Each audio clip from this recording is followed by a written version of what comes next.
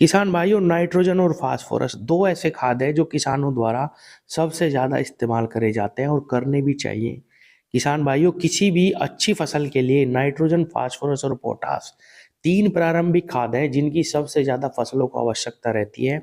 इसीलिए किसान साथी थोड़ी थोड़ी मात्रा में नाइट्रोजन और फास्फोरस अपनी फसलों को बार बार देते रहते हैं और देना भी चाहिए।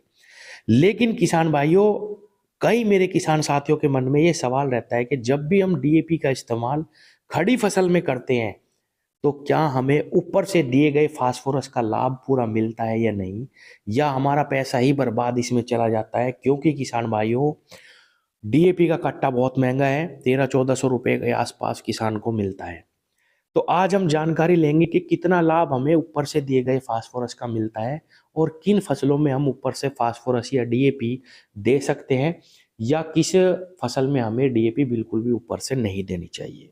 किसान भाइयों, डीएपी खाद के अंदर 18% नाइट्रोजन और लगभग 46% फास्फोरस की मात्रा रहती है।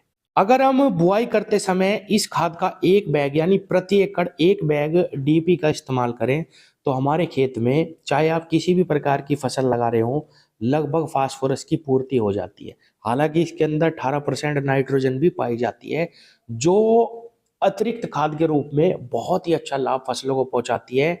कई मेरे किसान साथियों के मन में ये भी सवाल रहता है कि जब भी हम बुआई करें, नाइट्रोजन खाद हमें देना चाहिए या नहीं। किसान भाइयों, बुआई के समय पे भी हमें हमेशा नाइट्रोजन जरूर डालनी चाहिए, चाहे आप गेहूं की बुआई करें, गन्ने की बुआई करें या किसी सब्जी वर्गीय फसल की बुआई करें।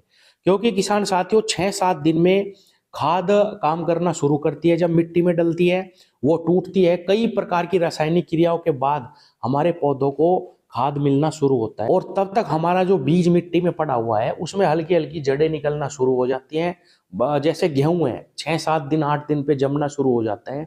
और अगर हम यूरिया डाल दे बुआई के समय पे ही डीएपी के साथ किसान भाइयों, तो हमें उस यूरिया का बहुत ही जबरदस्त लाभ गेहूं की फसल पर देखने को मिलता है। तो नाइट्रोजन के साथ ये फास्फोरस का कॉम्बिनेशन बुआई के समय पे फसलों के लिए बहुत ही जबरदस्त कारगर तरीके से काम करता है। तो ये तो बिल्कुल सच है कि अगर हम डीएपी का इस्तेमाल बुआई पे करें, तो उसका दाना बीज के पास बिल्कुल रहेगा। फास्फोरस एक निश्चल खाद है जो बहुत ज्यादा दूर तक नहीं फैलती। जड़ों के पास अगर इसको दिया जाए, तो फसलों में बहुत ही जबरदस्त लाभ देखने को मिलता है। लेकिन किसान भाइयों, अगर आप इस फास्फोरस खाद को खड़ी फसल में डालते हैं, तो इसके अंदर जो यूरिया है वो तो हमारी फसलों को मिल जाता है। जैसे ही हम पानी देंगे इस खाद को डालने के बाद, यूरिया क्योंकि आसानी से चलायमान खाद है, वो हमारी जड़ों तक पहुंच जाती है और फसलों में लाभ पहुंचाती है। लेकिन फास्फोरस, ज्यादातर फास्फोरस इस खाद का मिट्टी की ऊपरी सतह तक ही रह जाता है। इसीलिए किसान भाइयों, उसका पूरा लाभ हमारी फसल को नहीं मिल पाता। ये बिल्कुल सच है। अगर आप कोई ऐसी फसल कर रहे हैं जिसमें निराई गुड़ाई बाद में चलती रहती है, जैसे गन्ने की फसल है, आप उसमें यूरिया और फास्फोरस थोड़ी थोड़ी मात्रा में बाद में देते रहें। क्योंकि गन्ने में 3-4 पानी तक निराई गुड़ाई चलती है, लास्ट में खाद डाल के मिट्टी चढ़ाई जाती है जो जड़ों के पास ही चढ़ती है। तो किसान भाइयों, फास्फोरस खाद का लाभ आप ऊपर से भी गन्ने की फसल में ले सकते हैं। या कोई भी ऐसी फसल आप कर रहे हो जिसमें निराई गुड़ाई चलती रहे, तो उस फसल में आप ऊपर से भी अगर डीएपी देंगे, तो आपको अच्छा लाभ मिलेगा। वरना किसान भाइयों, फास्फोरस खाद को जड़ के पास ही हमें देना चाहिए। यहां तक देखा गया है कि किसान भाई जितना फास्फोरस अपनी फसल को देते हैं, उसकी 90% मात्रा या 100 के 100% मात्रा बुआई के समय पे ही डाल देते हैं। ऊपर से हम सल्फर, जिंक, मैग्नीशियम या किसी भी अन्य खाद को दे सकते हैं, जो कि आसानी से हमारी फसल को मिल जाती है। लेकिन फास्फोरस का इस्तेमाल हमें बुआई के समय पे ही हमें इसका इस्तेमाल पूर्ण रूप से कर लेना चाहिए। अब बात आती है कि कुछ किसान साथी अगर इसको डालना भूल जाए, तो अपनी फसल में इसकी पूर्ति कैसे करें। किसान भाइयों, अगर आप भूल गए हैं, तो ऊपर से आपको छिड़काव के रूप में, जैसे अभी नैनो डीएपी बाजार में आई हुई है, उसका इस्तेमाल 500 ml प्रति एकड़ आप छिड़काव के रूप में करें, उससे कर सकते हैं। या अच्छी कंपनी का घुलनशील एनपीके जो बाजार में मिलता है 05234, जिसमें 52% मात्रा फास्फोरस की रहती है और 34% पोटास भी आपको मिल जाएगा इस खाद में।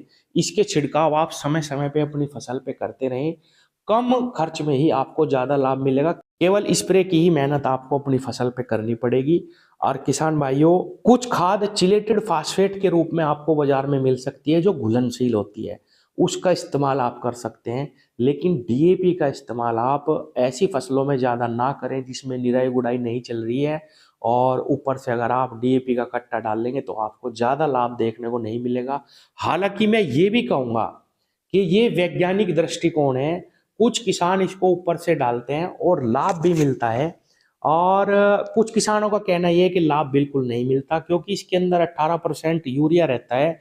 जब हम इसका इस्तेमाल फसल में करते हैं तो एक बार को फसल हमारी हरी हो जाती है, तो हमें लगता है कि भाई हमें लाभ मिला, जबकि वो यूरिया का काम है फसल में, और फास्फोरस ऊपर ही पड़ा रहता है। तो इसका इस्तेमाल हमें ऊपर से नहीं करना चाहिए, हमें बुआई के समय पे ही डीएपी की पूरी मात्रा डाल देनी चाहिए। और अगर आपको बाद में फास्फोरस की कमी है या आप दे नहीं पाए बुआई के समय, तो 05234 के स्प्रे लगातार करें महीने के अंतराल पे, या नैनो डीएपी का इस्तेमाल करें, या किसान भाइयों चिलेटेड फास्फेट भी आपको बाजार में मिल जाएगा घुलनशील, आप उसका इस्तेमाल जमीन में कर सकते हैं।